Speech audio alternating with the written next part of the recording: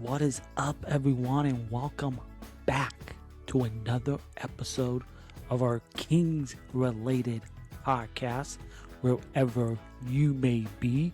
Thank you, as always, for joining me for another edition of the show as we kick off our NBA draft scouting report series.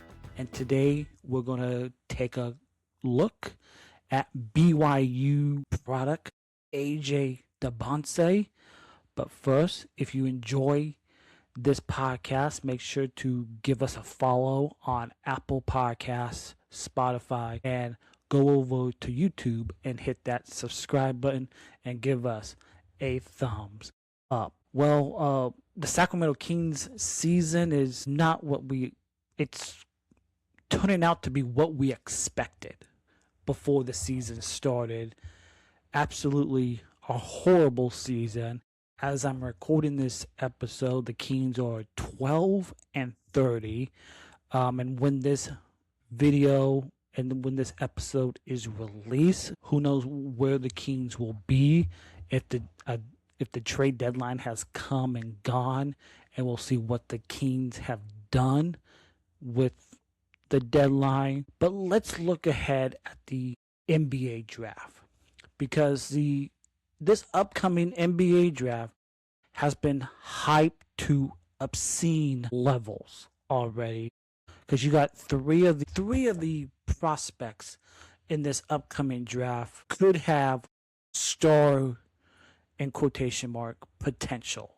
We're talking Dybantsa, Darren Peterson, and Cam Boozer. This could be the most hyped up NBA draft since 2003, when you had LeBron James, Carmelo Anthony, Dwayne Wade come out in that draft. But let's talk about somebody who I've watched a few times, and that is the BYU star in AJ Dybantsa. In 17 games for the BYU Cougars, AJ Dybantsa, 17 games, he's averaged 23 points a game, 7 rebounds, 3.7 assists per game, shooting 56% from the field, and from three, which needs a little work, 32% from the three ball, and free throws 75% from the free throw line. But the one thing about AJ Dybantsa is he's got that star potential in him. And every time you come away after watching him, you become more and more impressed as a type of player who is built to take over in those big minutes. And AJ could be at his best when BYU has their back against the wall. And he has, in some of the games I watched, he has put his teammates on his back in second halves of basketball games. And AJ Dybantsa does have, in quotation marks, if you're watching on Spotify or YouTube, star potential as far as a scorer and a distributor from the middle of the basketball floor. He's strong enough to hold guys on his hip, establish that high post position, and even score over the top of his defender, whoever is guarding him. And if opposing teams sometimes brings a double, AJ can see over the defense and make the right read from games that I've seen BYU play. And even on the move, getting downhill towards the basket, AJ has gotten better by the game of finding his teammates and making that extra pass out that could lead to an uncontested shot for his teammate. And that has been the biggest difference in AJ's game. He he gets to the free throw line at a absurd rate already for as young as he is. He's 18 years old. He can knock down shots in the mid-range in games, and even he hits open catch and shoot threes at a stable passive clip. But the fact that AJ is leveraging his scoring ability to make his teammates around him better could change his evaluation as we get closer to March Madness and the NBA draft even better, because the tunnel vision that he has downhill scoring continues to evolve right in front of our eyes, folks. And that's offensively, if we're talking about AJ. Defensively, if we're talking on ball, the highest of high upsides as a potential shutdown defender, as an on ball defender. But when AJ chooses to get down into his stance, it's difficult to get around him. He's quick on his feet, as tall as he is. He's 6'8", 6'9", wing, and he has the slithery nature for him where he can actually better navigate screens on the floor in time with more coaching and understanding of how to play those possessions, as is AJ is a lethal two-way scorer already in college basketball and has the physical tools to even further his game into a game-changing defender on the defensive end of the floor, with the continued shooting reps and the coaching emphasis that he gets on his defensive understanding in games,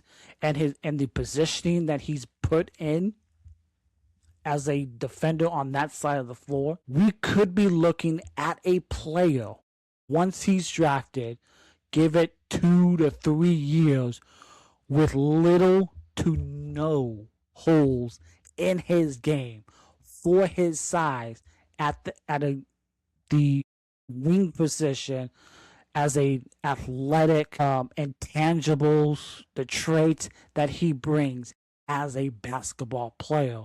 Because if you go online or listen to other shows on TV, and when people talk about AJ Dybantsa, is that he's a relentless worker who understands what he needs to be done in order to reach that ceiling that he wants to be at once he gets into the NBA.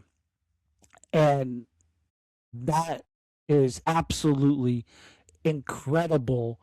And for the Sacramento Kings, I think AJ Dybantsa could be a perfect fit for what Scott Perry, BJ Armstrong, and this front office is looking to do with this team.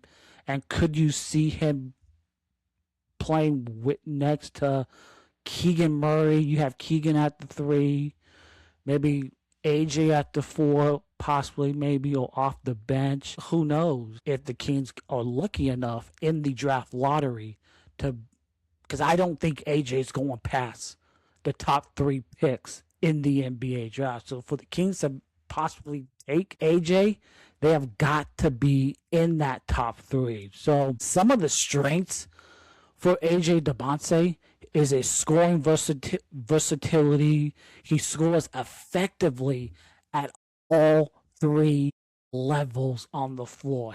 He can score at the rim, the mid range, and if he can develop a 3-point shot, that would be absolutely incredible for AJ as he progresses in his development as an NBA player. He uses his first step, the burst, and the length that he has to attack closeouts and beat his defenders off the dribble. He's got a good touch on floaters, the pull-ups, and even contested finishes with his other hand. He's athletic, and I know Scott Perry was on a local radio show, I think it was last week, where the Kings want to get younger and more athletic. AJ is an athletic freak. He's got the athletic tools and the frame for the NBA game today, with the elite lateral speed and the acceleration for an NBA wing his size. 6'9". AJ Dybantsa, he's got a strong vertical pop. For 6'9", athletic wing, helping him finish and rebound in the college game right now. His ball skills and his playmaking, another strength of AJ. He shows his advanced ball handling for his fine size, with the ability to create space and pull up for the mid-range shot. He's excellent at reading the floor very well for a young player for his age this quickly in his basketball career. He makes the good passes out of a drive. Rebounding, solid rebounder for a wing player, and good at drawing fouls. 75% shooting from the free throw line. Excellent at drawing fouls. Vocal leader on the floor as a player with a mature approach for being just 18, 19 years old, for being at BYU. Also a very high motor player in AJ, and defensively, if he can continue to work on that side of the ball, on the defensive side, I think the potential is really strong. Buy low in the defensive stock for AJ right now, but with his length and lateral quickness, he could be a switchable perimeter defensive upside in the NBA once he continues to work on that side of the floor as a young player coming in to the NBA. Some of the areas of improvement for AJ Dybantsa, again, 3-point consistency in 17 games in college this season. 32% shooting from the 3-point range, but he has shown flashes, but he still remains an inconsistent from that deep range, struggling at times from the games I watched, shooting that 3 ball. The decision making could be better for AJ. He can settle for tough off dribble jumpers, and sometimes he makes poor choices with the ball, so decision making could get better for AJ as we get closer to March Madness and in the NBA draft. And the defensive awareness could use some improvement. The physical tools are there for AJ as a defensive player, but his defensive rotations and his help awareness and his consistent activity on that side of the ball are still in the developmental phase of his game. And the strength. This kid's only 18, 19 years old. The strength is going to be there once he gets stronger. And once he's done filling out his body, and like that could be really good for him. But as he continues to fill out his body, he could improve at finishing through contact and battling bigger bigs once he gets to the NBA level. Because once he gets here, it's going to be a learning experience once he goes up against some of the bigger wings and the bigs up here in the association once he gets drafted. So let me know in the comments down below, what do you think of AJ Dybantsa from BYU, and do you like him as a potential fit for the Sacramento Kings? Let me know in the comments down below. And if you enjoyed this podcast, make sure to give us a follow on Apple Podcasts and wherever you get your audio podcast. We are a video podcast on Spotify and on YouTube, so by all means, please catch the video feed. Make sure you hit that subscribe button on YouTube. But until next time, thank you as always for joining me on the Kings related podcast and this NBA draft scouting report for BYU standout prospect AJ. I do not know when this video will go out, but it will be going out. And next, we will be discussing Kansas Jayhawks combo guard Darren Peterson on our next draft scouting report. But until next time, as always, go Kings, and thanks for tuning in.